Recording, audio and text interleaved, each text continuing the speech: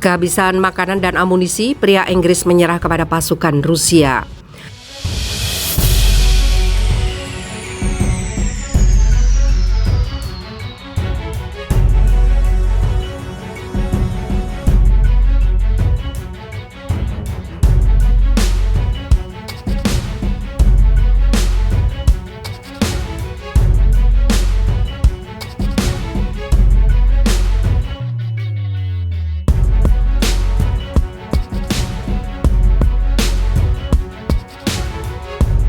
Seorang pria Inggris dari Newark-on-Trent yang telah berjuang untuk Ukraina terpaksa menyerah kepada pasukan Rusia di kota Mariupol setelah kehabisan makanan dan amunisi.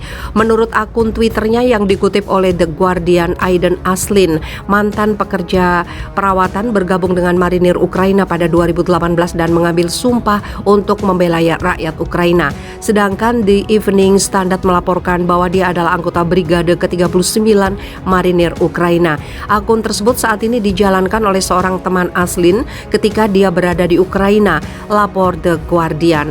Sudah 48 hari kami mencoba yang terbaik untuk mempertahankan Mariupol, tetapi kami tidak punya pilihan selain menyerah kepada pasukan Rusia.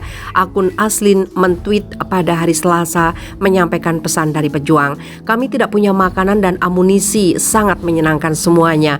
Saya harap perang ini segera berakhir, imbuhnya seperti dikutip dari Business Insider Rabu 13 April. Ibu Aslin mengatakan kepada wartawan BBC Emma Vardy bahwa putranya dan unitnya telah melakukan perlawanan yang hebat dan Aslin telah menelponnya untuk mengatakan bahwa mereka tidak punya senjata lagi. Sebuah tweet dari akun Aslin menolak anggapan bahwa pria berusia 27 tahun itu adalah tentara bayaran, mengatakan bahwa dia telah bergabung dengan militer Ukraina sebagai pejuang yang sepenuhnya legal.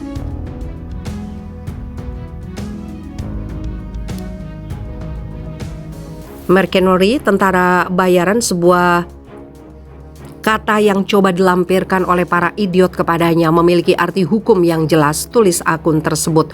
Tweet ini mengutip definisi Konvensi Jenewa yang mencantumkan salah satu kriteria untuk mengidentifikasi tentara bayaran sebagai bukan anggota angkatan bersenjata dari satu pihak dalam konflik.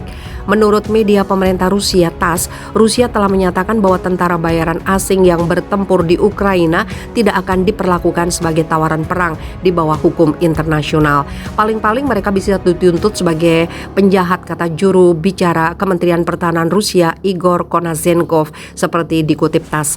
Menurut The Guardian, Aslin sebelumnya bertempur bersama unit YPG Kurdi yang didukung Amerika Serikat di Suriah melawan ISIS dari 2015 hingga 2017.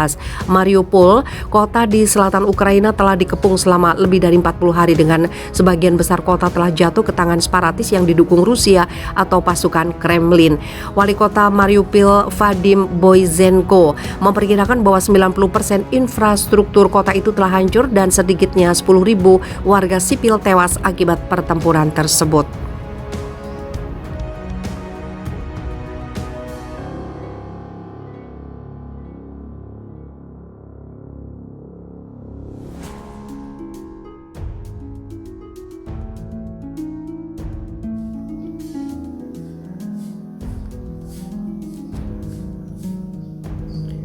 Tuding Rusia lakukan kejahatan perang, Korea Utara sebut Biden pikun. Media pemerintah Korea Utara mengeluarkan kecaman pedas terhadap Presiden Amerika Serikat Joe Biden.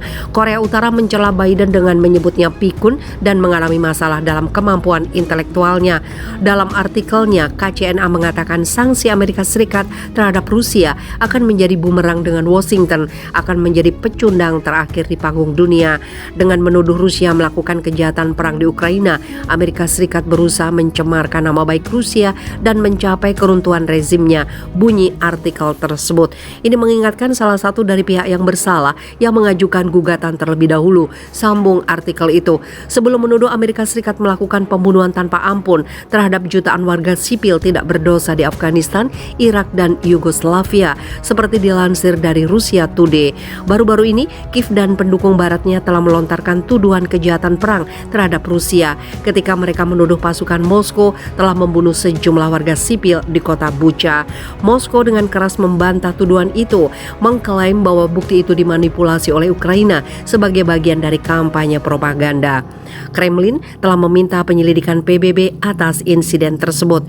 Presiden Biden menyebut Presiden Rusia Vladimir Putin sebagai penjahat perang yang tidak bisa terus berkuasa bahkan sebelum insiden di Bucha. Menyebut kepala negara berdaulat sebagai penjahat perang dan diktator pembunuh tanpa alasan yang dapat dibenarkan dan dikonfirmasi adalah penghinaan terhadap negara lain dan jelas pelanggaran kedaulatan. Pernyataan sembrono seperti itu hanya dapat dibuat oleh keturunan Yankee, ahli dalam agresi dan pemuliaan plot, sambung artikel itu.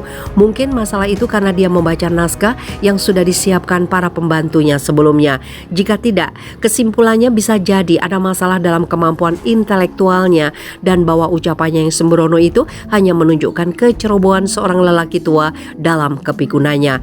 Argumen semacam itu telah lama dibuat oleh lawan-lawan Biden Amerika Serikat yang menunjuk pada sejarah kesalahan verbal presiden berusia 79 tahun itu dan kebingungan yang tampak sebagai bukti penurunan kognitif.